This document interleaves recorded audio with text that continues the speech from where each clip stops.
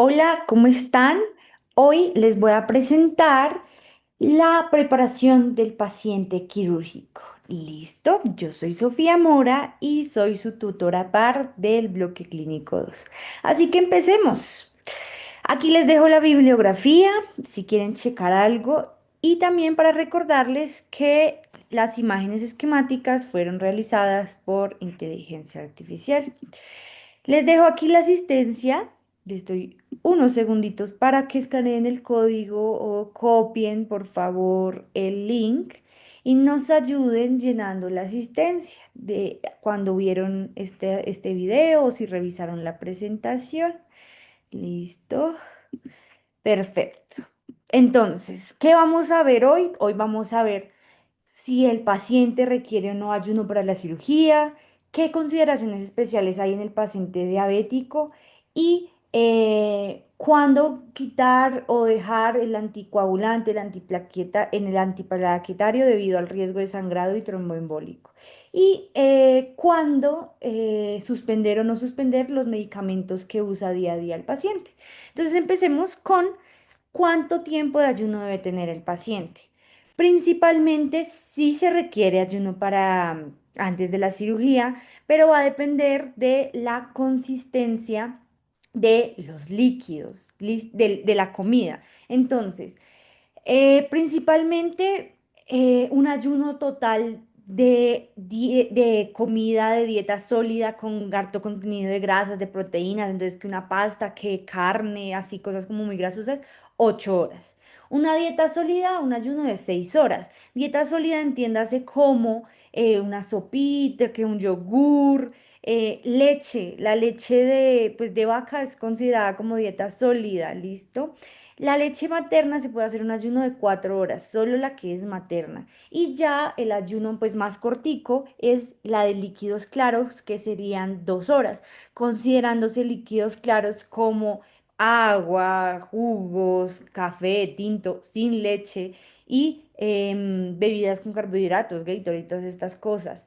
¿Listo? También entonces vamos a encontrar una curiosidad. Ah, bueno, ¿por qué? Porque si el estómago no está vacío, si no hay un vaciamiento gástrico, pues del tiempo establecido, el paciente va a tener un riesgo de broncoaspirar y esto aumenta morbilidad y mortalidad en el paciente.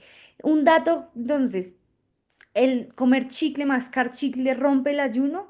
No, mascar chicle no rompe el ayuno. Sin embargo, si el paciente sí se pasa el chicle, sí se considera como un alimento sólido y rompe el ayuno. ¿Listo? Y pues ahí les dejo unos factores que ralentizan el vaciamiento gástrico. Entonces, por eso es más, se dejan más horas para el ayuno, porque a más grasas, a más comida, más calorías, más peso de los alimentos pues más se demora el vaciamiento gástrico y pues esto nos va a afectar más, ¿cierto? Listo. Entonces, otra pregunta que surgiría es, si el paciente está tomando medicamentos pues de uso crónico y tiene unas horas establecidas, ¿deben quitarse o se los puede seguir tomando el paciente? Pues generalmente en la hospitalización pues los tienen ya de manera IV, de manera intravenosa, pero en caso de tenerlos pues vía oral y que tengan un horario muy establecido y rígido, lo máximo que se los puede tomar es 2 horas antes y con un sorbito de agua. ¿Listo? También es importante recordarles que se le dice al paciente 8 horas, 6 horas, 4 horas, 2 horas, y estas horas son específicas y establecidas según pues, la literatura que encontramos. Y por eso no debe haber un ayuno excesivo, porque si hay un ayuno excesivo, pues primero al paciente le va a dar sed, le va a dar hambre y va a empezar a deshidratarse. Y esa deshidratación puede resultar en una hipotensión más pronunciada al momento de inducir la anestesia, ¿listo? Entonces eso es lo que hay que tener en cuenta. Y pues también va a poder haber una resistencia a la insulina en el POP, o sea, en el postoperatorio. Otra pregunta, ¿en todos debe haber ayuno? Pues básicamente nosotros vamos a ver las cirugías que en pacientes como en anestesia general, anestesia neuroaxial, anestesia regional, sedación profunda, anestesia monitorizada. Entonces, pues básicamente en este tipo de pacientes, o sea, casi todos. Y otra cosa es que mm, el tiempo de ayuno es para la población general. Si ya es un requerimiento especial como un paciente con un retardo de vaciamiento gástrico, que se le haya hecho algún bypass o que la paciente esté en trabajo de parto, entonces pues ahí varía el tiempo de ayuno. Esas son consideraciones especiales que no vamos a tocar aquí porque podría haber un ayuno más prolongado y pues diferentes especificaciones, pero pues como que ahí se los dejo, listo, para que lo tengan en cuenta. Siguiente punto. Entonces, el paciente diabético debe seguir tomando sus medicamentos, se le quitan, sí, no, ¿qué consideraciones tenemos? Entonces, ¿cuál es el objetivo del control glicémico? Entonces, lo primero, pues prevenir la hipoglucemia, pero también evitar picos marcados y que nos lleve a hiperglucemia y prevenir la cetoacidosis, listo, la cetoacidosis diabética. Entonces, la glucosa peritoria, según la ADA, debería ser entre 100 a 180 miligramos por decilitro. Entonces, aquí tenemos ciertos medicamentos que las pacientes diabéticos consumen como lo es la metformina. Entonces, la metformina está indicado suspenderla 24 horas antes, pero si el paciente se va a llevar a un procedimiento con contraste intravenoso, suspenderla 48 horas antes porque hay un riesgo de acidosis láctica, ¿listo? Y luego de la cirugía se debe reiniciar 48 horas después si no hay complicaciones como falla renal, náuseas, vómitos, ¿sí? Y se puede mantener el control glucémico con insulina si es necesario mientras pues como que se regulariza. Entonces, primero, esto se debe suspender. Inhibidores del SGLT2, estos deben suspenderse entre 3 a 4 días antes porque tienen riesgos de hipovolemia, cetoacidosis diabética posoperatoria. ¿Cuáles son? La dapaglifosina, la empaglifosina, ¿sí? Inhibidores del DPP4, pues estos básicamente como que no está muy establecido que puedan aumentar el riesgo de hipoglucemia, pero sí pueden alterar la motilidad gastrointestinal y aumentar el riesgo de aspiración porque ralentizan el vaciamiento gástrico. ¿Listo? Entonces, estos se pueden continuar el día de la cirugía, pero lo que podemos recomendar es suspenderlo un día antes. ¿Listo? Depende también de la literatura y del especialista. Los agonistas del GLP-1, pues básicamente lo que van a producir es que también reducen la motilidad gastrointestinal y aumentan el volumen residual gástrico, entonces puede haber un riesgo mayor de aspiración. Sin embargo, como que según la evidencia, no es como que en muchos estudios se haya encontrado que radicalmente aumenta ese riesgo de aspiración, pero es algo que puede ocurrir. Entonces, la decisión de suspenderlo o no, pues es como muy individualizada. Entonces, lo que nosotros vamos a hacer es suspenderlo un día antes, ¿listo? Y como la liraglutida, el semaglutida, ¿listo? Entonces todo esto se suspende. Y con las insulinas, ¿qué hacemos? ¿Se le quitan, no se le quitan? Aquí lo que vamos a entender es algo fundamental. Nuestra meta glucémica va a ser la preprandial menor a 140 y pues a lo largo del día entre 100, 140 a 180. Ya lo habíamos visto. Entonces, dependiendo el tipo de insulina, la vamos a suspender o no. La ultra rápida, o pues la prandial, la que pues pues, se ponen antes de las comidas, van a ser Lispro, Asplar, Glicina. Estas sí se debe suspender la dosis el día de la cirugía. ¿Listo? Las premezcladas, básicamente también las debemos suspender antes de la cirugía y cambiarla por una insulina intermedia como pues, que la NPH. ¿Qué deberíamos hacer con la intermedia NPH? Básicamente, el 75% de la dosis se da en la noche un día antes y el día de la cirugía en la mañana se da el 50 al 75%, ¿listo? Y con la basal, la insulina basal o de larga duración, la Glargina, el de Gludeak, el de Temir, se da el 100% de la dosis el día anterior en la noche y el 75% al 100% día del 12 de la mañana. Entonces, ahí les dejo esto que se suspende y esto que a la baja, ¿listo? No se suspende, sino que se da menos. ¿Y por qué pasa eso? Pues básicamente las insulinas prandiales, que son las que se comen, pues, las que se dan antes de las comidas, se suspenden porque el paciente está en ayuno. Entonces, si el paciente no va a comer, no hay ingreso de glucosa por los alimentos, por ende, pues vamos a tener un riesgo de hipoglucemia si se la damos. Entonces, por eso. Entonces, ¿sí? Como que no se lo memoricen, sino que entiendan. ¿Y por qué se suspende? ¿Por qué no se suspende completamente la insulina basal? Básicamente porque la acción de la insulina es a lo largo del día, para mantener entre comidas, todas las noches. Entonces, básicamente, el hígado va a seguir produciendo, el hígado controla la producción de glucosa entre las comidas, ¿listo? Entonces, si la suspendemos por completa, pues el hígado va a seguir produciendo glucosa y puede haber un riesgo de hiperglucemia, ¿listo? Entonces, por eso se ajusta, más no se suspende, porque pues puede haber ese riesgo. Listo, entonces, siguiente. ¿Quito o no el anticoagulante según el riesgo que tenga el paciente de sangrado o de trombosis? ¿Listo? Entonces, el anticoagulante o el antiplaquetario, como tal, el antitrombótico. Entonces, primero, los antiagregantes como la aspirina, si se utiliza en prevención primaria, como factor, tiene factores de riesgo y se le está dando al paciente, suspender de 7 a 10 días antes de la cirugía. Pero si se utiliza en prevención secundaria, por ejemplo, pues al alto riesgo cardiovascular o que haya tenido un stent coronario reciente, un infarto reciente, no se suspende. ¿Listo? Y en el caso de los anticoagulantes vamos a seguir una serie de pasos y como tal el objetivo del manejo es minimizar ese riesgo tromboembólico y de sangrado. Primero vamos a mirar el riesgo de sangrado. Segundo, el riesgo tromboembólico. De terceras vamos a determinar el tiempo de interrupción del medicamento y si lo interrumpimos o no. Y el cuarto, determinar si se necesita terapia puente. Entonces veámoslo. Primero, riesgo de sangrado. Básicamente, pues las diferentes tipos de cirugías se clasifican y tienen un riesgo alto, moderado o bajo o mínimo de sangrado, ¿cierto? Entonces, dependiendo de eso, pues vamos a ver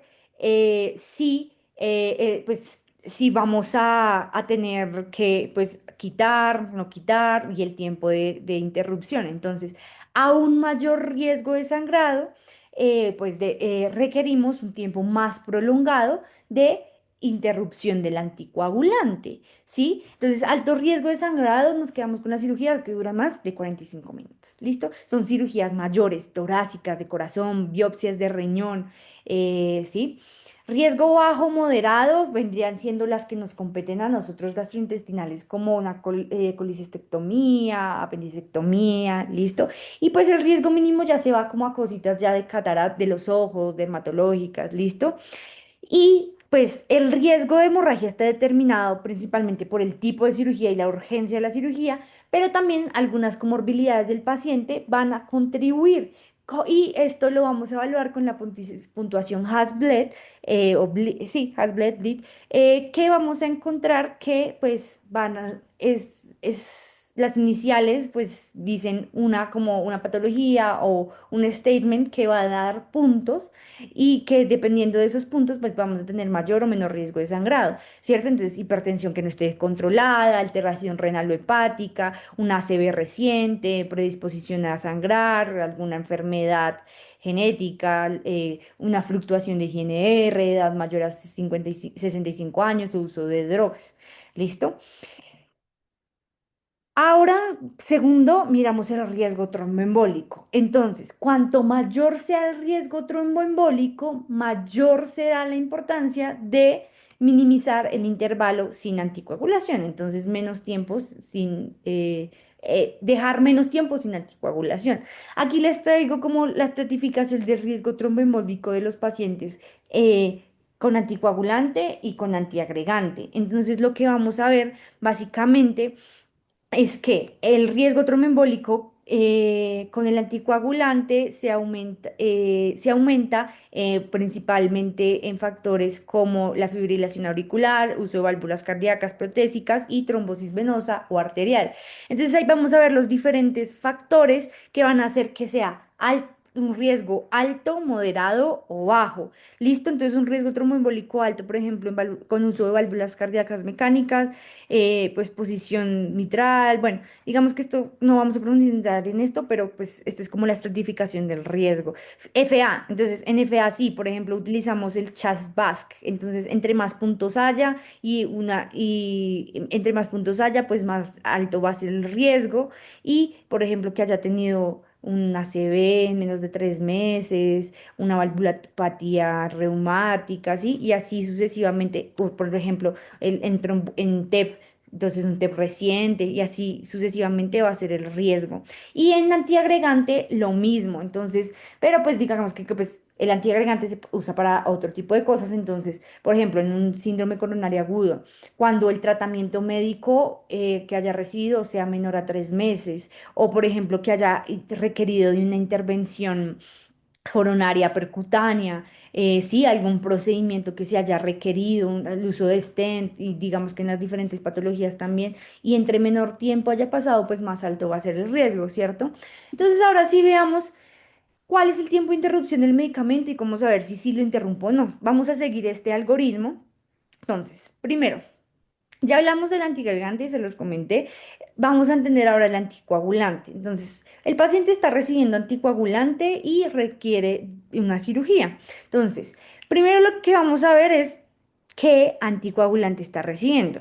Los DOACs, los anticoagulantes orales directos o antagonistas de la vitamina K.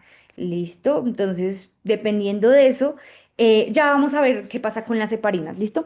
Entonces, aquí, primero, entonces, el paciente está usando DOACs.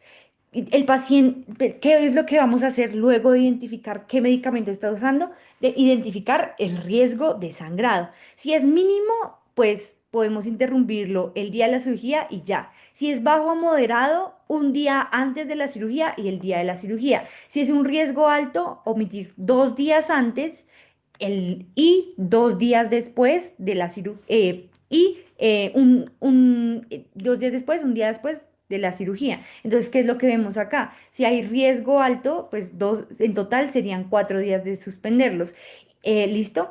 Y con la warfarina, por ejemplo, que es un antagonista de la vitamina K, pues también vamos a ver el riesgo de sangrado, ¿cierto? Si es mínimo, podemos dejarlo. Una cirugía con riesgo mínimo ya vimos de sangrado, como de los ojos, dermatológicas. Pero si ya el riesgo es bajo, moderado o alto, tenemos que ya ahora evaluar el riesgo tromboembólico. Entonces, primero, identificamos qué anticoagulante está usando. Segundo, evaluamos el riesgo de sangrado y dependiendo de si el riesgo de sangrado es bajo, moderado o alto, miramos el riesgo tromboembólico. Entonces, si el riesgo tromboembólico es bajo o moderado, se interrumpe la vitamina K, el anticoagulante, sin hacer terapia puente, que ya vamos a ver qué es la terapia puente, que es básicamente dar otro anticoagulante, pero con una acción más corta. Y ya si hay un riesgo alto de tromboembolismo, entonces sí se interrumpe la warfarina, pero se hace una terapia puente. ¿Listo? Cuando se interrumpe la warfarina, entonces, cuando se interrumpe 5 días antes de la cirugía y tenemos que estar pendientes y medir el INR entre 2, 3 días antes o incluso un día antes de la cirugía para ver que esté en menor a 1,5. ¿Listo? Que no esté en un rango entre 2 y 3, que es el rango normal cuando se está usando warfarina, porque eso quiere decir que pues, entonces no se ha depurado bien, ¿cierto? Entonces ya cuando nosotros veamos que ya está en menos de 1,5, decimos, bien, está seguro para que podamos llevarlo a cirugía. Y entonces vamos a ver la terapia puente. Entonces, es el uso de un agente parenteral, es decir, de manera subcutánea, de acción corta para reducir el intervalo sin anticoagulación, porque entendemos que quitamos el anticoagulante como tal, la warfarina, pero empezamos un nuevo anticoagulante con una acción más corta para que no haya un riesgo tan grande, porque no ganamos nada quitándole el anticoagulante, pero al quitárselo 5 días antes, pues porque se demora como por su vida de acción, entonces mejor lo que hacemos es dar uno que que dure menos tiempo. Entonces, como las heparinas de bajo peso molecular o las heparinas no fraccionadas. Específicamente usamos la enoxa, por ejemplo, la enoxaparina, 40 miligramos subcutáneos. Entonces, eh, ¿qué pacientes tienen un riesgo tromboembólico alto en pacientes utilizando warfarina? Por ejemplo, una ACV menor a 3 meses, TBP o TEP recientes, cuando hay un CHA2-VAX 7 o 8 puntos, válvula cardíaca mecánica. Cuando se inicia esta parina? 3 días antes de la cirugía. Y esta se suspende, es decir, la empiezo 3 días antes. Quité la warfarina 5 días antes, pero ahora voy a poner 3 días antes de la cirugía las heparinas para contrarrestar la función. Pero ¿debo suspenderla para la cirugía? Pues la respuesta es sí. Horas antes de la cirugía, pues dado su mecanismo y su tiempo de acción. Entonces, la no fraccionada, la IV la quitamos 4 a 6 horas antes y la subcutánea 12 a 24 horas antes. La heparina de bajo peso molecular, si estamos en dosis profilácticas, es decir, de 40 miligramos, es suspender 12 horas antes, pero si es ya en un uso terapéutico que ya empieza a ser dependiendo de lo que necesite y son dosis más altas, suspender 24 horas antes. ¿Listo? Y esto, pues digamos que también hay un trial, el Bridge Trial, que básicamente nos explica que no en todos los pacientes como que va a ser muy efectivo usar la terapia puente. Por ejemplo, estaban estudiando que en la fibrilación auricular en ciertos pacientes como que no es tan efectivo el hecho de poner la terapia puente porque aumenta más el riesgo, no contrarresta el riesgo tromboembólico con el riesgo de sangrado. Entonces, como que dicen en FA, en ciertos casos no, pues no utilicemos terapia puente. ¿Listo? Y para finalizar, entonces, la pregunta es, ¿se deben suspender los medicamentos que el paciente está usando? Vamos a hablar sobre ciertos grupos de medicamentos que se utilizan, que los pacientes usan comúnmente, como son los beta bloqueadores, antihipertensivos, para también diuréticos. ¿Listo? Entonces, beta bloqueadores, entendemos que pues estos principalmente bloquean los receptores beta adrenérgicos, como los beta 1 como los beta 2 y según eso tiene sus funciones en el corazón o en los pulmones o en los vasos sanguíneos y por eso llegan a disminuir frecuencia cardíaca, aumentar vasodilatación, disminuir tensión arterial, aumentar broncoconstricción y aumentar alteraciones metabólicas como el metoprolol, el propranolol, ¿listo? Entonces, estos no los vamos a suspender y los vamos a continuar en la hospitalización. Y si el paciente no los está consumiendo y los vamos a llevar a cirugía, no iniciarlos. O sea, sí, no está comprobado, o sea, está comprobado que trae efectos adversos. Entonces, pero si el paciente tiene una buena adherencia, los lleva usando crónicamente, sí, no suspenderlos, ¿listo? ¿Por qué? Porque puede provocar hipertensión, taquicardia, isquemia miocárdica, porque es básicamente como si ustedes fueran manejando de un momento a otro, ¡pa! Le frenan el carro. Entonces lo que va a pasar es una hiperactividad del sistema nervioso simpático y produciendo además todas las funciones para las que se estaba usando el beta bloqueador. ¿Listo? Pasa algo interesante con los agonistas alfa 2 que básicamente su función es dividir la actividad simpática y disminuir la tensión arterial, la vasoconstricción, como la clonidina, que tampoco los vamos a suspender y lo que pasa en este es que se da una hipertensión extrema, una hipertensión rebote y taquicardia o una isquemia miocárdica. Entonces, por ejemplo, con los agonistas alfa 2 tenemos que tener cuidado con eso de no suspenderlos, porque aquí ocasiona que hay se aumenta de un momento a otro la noradrenalina y pues una hipertensión rebote. Con los bloqueadores de canales de calcio como el amlodipino, el nifedipino, que se utilizan pues también para aumentar vasodilatación, disminuir tensión arterial, también ciertos como el varapamilo para arritmias, entonces no los vamos a suspender tampoco porque nos pueden provocar una hipertensión difícil de controlar, isquemia miocárdica y básicamente causar lo contrario para lo que se están usando, como por ejemplo las arritmias y todo esto. Entonces hay que tener mucho cuidado. Los IECAS y ARA2, que pues ya entendemos que los utilizamos para controlar la hipertensión arterial, como le dan al April, como el losartán, el valsartán, vamos a tener como dos consideraciones. Si estos se están utilizando para hipertensión arterial, vamos a suspenderlos un día antes de la cirugía. Si la hipertensión arterial está mal controlada, los vamos a continuar, no los suspendemos. Y si estos se usan en falla cardíaca, se pueden continuar. ¿Listo? ¿Por qué? Porque básicamente pueden ocasionar una hipotensión que va a ser refractaria a aminas. Entonces, en el momento de la inducción de la anestesia, el paciente va a estar con una hipotensión que va a ser difícil de controlar o pues a lo largo del procedimiento quirúrgico va a ser difícil de controlar con noradrenalina, con adrenalina, con dobutamina. Entonces se va a requerir uso de otros vasopresores como la vasopresina, pues para controlarlas. ¿Listo? Diuréticos, los diuréticos básicamente, si se están utilizando en hipertensión, no tomar la dosis el día de la cirugía. En falla cardíaca, no suspender, pueden haber alteraciones electrolíticas, pueden causar aumento de los síntomas, inclusive, ojo con los electrolíticos, con los electrolitos, estar pendiente de estos paraclínicos, y pues dependiendo también de su sitio de acción, pues va a ser va a ser si los quitamos o no, pero como tal, tomar la dosis el día de la cirugía. Entonces tenemos la furosemida, la hidroclorotiazida, ¿sí? ¿Por qué? Porque pueden provocar una hipovolemia o una hipotensión, básicamente, pues contrarrestando pues, las acciones que estos tienen en su mecanismo. Las estatinas, como la atorvastatina, la rosuvastatina, que pues básicamente se utilizan en el control de la hipercolesterolemia, las vamos a continuar, es decir, no las vamos a suspender en el paciente que las está usando crónicamente. ¿Listo? Porque estas dan una protección vascular, dan una estabilidad a la placa aterosclerótica y pues disminuyendo los riesgos. Sin embargo, sí puede aumentar un poquito el riesgo de miopatía, pero pues ahí es balancear los riesgos, ¿no?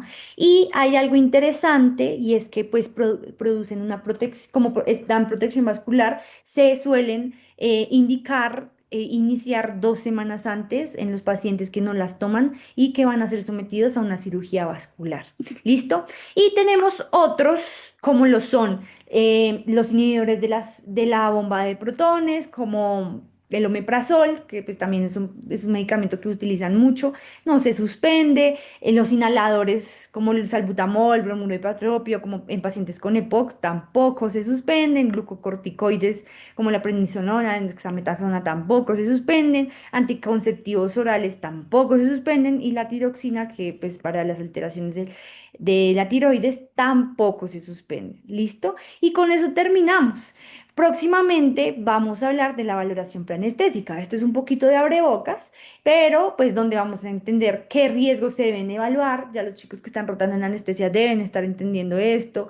eh, ASA 1, ASA 2, el paciente según las comorbilidades que tiene, entonces el riesgo de los riesgos aumenta los riesgos que tiene la cirugía, que para clínicos se deberían pedir antes de la cirugía, dependiendo de la cirugía y las comorbilidades del paciente, que un INR, que unos tiempos de coagulación, que por ejemplo un electrocardiograma, hemograma. Y si es una urgencia vital, debo tener alguna prueba, debo pedir algo, debo suspender medicamentos, si llega y no sé, por ejemplo, si me entero que el paciente está utilizando anticoagulantes, pues puedo llegar a usar antídotos, por ejemplo, vitamina K en el que está usando warfarina, protamina en el que está usando heparinas, ¿listo? Y así sucesivamente. Entonces, nada, aquí acabamos. Si tienen dudas, ya saben, pueden preguntarme.